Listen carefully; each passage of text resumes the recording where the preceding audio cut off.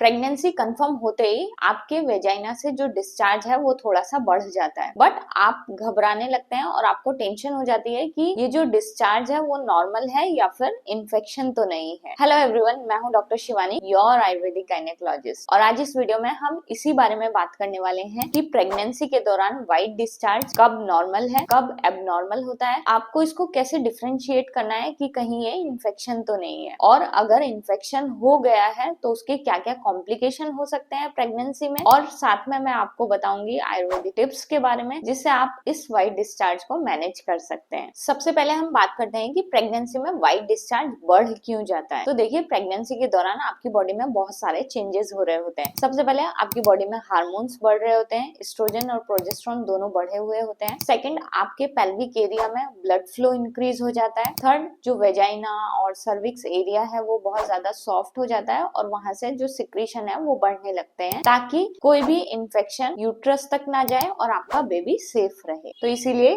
हर बार white discharge का बढ़ना abnormal नहीं होता है। अब हम बात करते हैं कि आपको कैसे समझना है कि जो आपको व्हाइट डिस्चार्ज हो रहा है वो नॉर्मल है या फिर एबनॉर्मल है। तो सबसे पहले हम बात करते हैं कि जो नॉर्मल व्हाइट डिस्चार्ज होता है प्रेगनेंसी के दौरान वो आपको कैसा दिखाई देगा। तो उसका जो कलर है वो थोड़ा सा मिल्की व्हाइट जैसा रहेगा या फिर थोड़ा सा जो एग व्हाइट जैसा रहता है वैसा दिखाई देगा। थोड़ी सी स्टिकीनेस उसमें रहेगी, बट उसमें आपको कोई भी ईचिंग, इट मींस आपको वहां पर खुजली नहीं होगी। दूसरा, आपको वहां पर कुछ भी बर्निंग नहीं होगा। थर्ड, आपको लोअर एब्डोमिनल में किसी तरह का पेन नहीं होगा और किसी तरह का कलर चेंजेस वहां पे आपको देखने को नहीं मिलेंगे। तो अगर आपको इस तरह का व्हाइट डिस्चार्ज हो रहा है तो वो एब्सोल्युटली नॉर्मल है, वो सिर्फ प्रेगनेंसी की वजह से है। अब हम समझते हैं कि कब आपको ध्यान देने की जरूरत है। तो अगर आपको जो डिस्चार्ज है वो कर्ड जैसा फटाफटा डिस्चार्ज आ रहा है, या फिर उसका जो कलर है वो येलो ग्रीनिश, या फिर उसमें ब्लड मिक्स होके आ रहा है, तो आपको ध्यान देने की जरूरत है। या फिर आपको डिस्चार्ज के साथ साथ में बहुत ज्यादा ईचिंग हो रही है, स्मेल उसमें से आ रहा है, या फिर आपको लोअर एब्डोमिनल पेन बना हुआ है। तो अगर आपको इस तरह के सिम्टम्स आपके व्हाइट डिस्चार्ज में दिखाई दे रहे हैं तो आपको डॉक्टर से कंसल्ट करने की जरूरत है, क्योंकि वो इन्फेक्शन का साइन है। इट मींस आपको प्रेगनेंसी में इन्फेक्शन हो गया है जिस वजह से आपका जो डिस्चार्ज है वो बढ़ गया। अब हम बात करते हैं ट्राइमेस्टर वाइज भी आपका जो व्हाइट डिस्चार्ज है उसमें चेंज होता रहता है। तो फर्स्ट ट्राइमेस्टर में आपका जो डिस्चार्ज है वो थोड़ा सा बढ़ेगा, क्योंकि उस टाइम पे हार्मोन स्टेबल हो रहे होते हैं, हार्मोन बढ़े हुए होते हैं बॉडी में। सेकेंड ट्राइमेस्टर में जो डिस्चार्ज है वो ऑलमोस्ट नहीं होता है, क्योंकि उस टाइम पे हार्मोन स्टेबल हो गए होते हैं। थर्ड ट्राइमेस्टर में अगेन आपका जो व्हाइट डिस्चार्ज है वो थोड़ा सा बढ़ जाता है और थोड़ा सा वाटरी टाइप का रहेगा। बट आपको डिफरेंशिएट करना जरूरी है कि कहीं ये वाटर लीकेज तो नहीं है या फिर सिंपल डिस्चार्ज है। अगर आपको समझ में नहीं आ रहा है तो अपने गायनेकोलॉजिस्ट से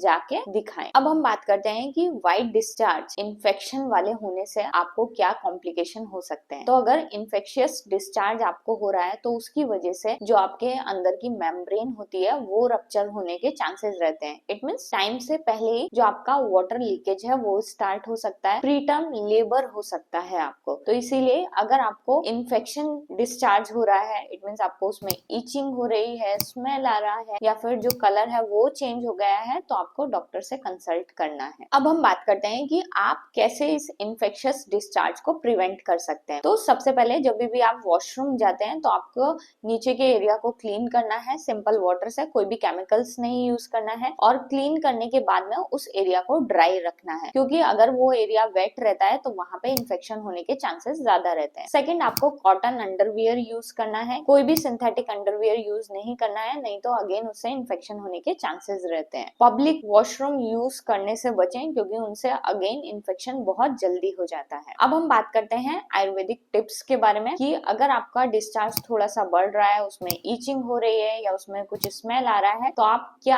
आयुर्वेदिक मेडिसिन जो कि प्रेगनेंसी में सेफ है वो ले सकते हैं और उसको घर पे कैसे मैनेज कर सकते हैं। तो सबसे पहले आंवला की चूर्ण, आंवला पाउडर आता है, वो प्रेगनेंसी में बिल्कुल सेफ है और वो आपके व्हाइट डिस्चार्ज को कम करने में मदद करता है। तो वो आंवला की पाउडर आप एक एक चम्मच गर्म पानी के साथ में ले सकते हैं। और दूसरा आपको क्या करना है, त्रिफला पाउडर लाना है। त्रिफला पाउडर से वेजाइनल वॉश बनाना है। इट मीन्स उस पानी से आपको वेजाइना एरिया को क्लीन करना है। तो 1 चम्मच त्रिफला पाउडर को आपको 1 लीटर पानी में उबालना है और जब वो ठंडा हो जाए उसको छान लेना है। और जब भी आप वॉशरूम जाए तो उस पानी से आपको नीचे के एरिया को वॉश करना है और बाद में ड्राई कर लेना है। तो अगर वहां पे किसी भी तरह का कुछ इन्फेक्शन हो रहा होगा तो वो त्रिफला वॉश आपके उस इन्फेक्शन को कम करने में मदद करेगा। तो ये आप चीज घर पे कर सकते हैं। बट स्टिल अगर आपको इन्फेक्शन ज्यादा हो गया है तो अपने डॉक्टर से जरूर कंसल्ट करें। तो जो प्रेगनेंसी में व्हाइट डिस्चार्ज है वो अक्सर नॉर्मल और प्रोटेक्टिव होता है।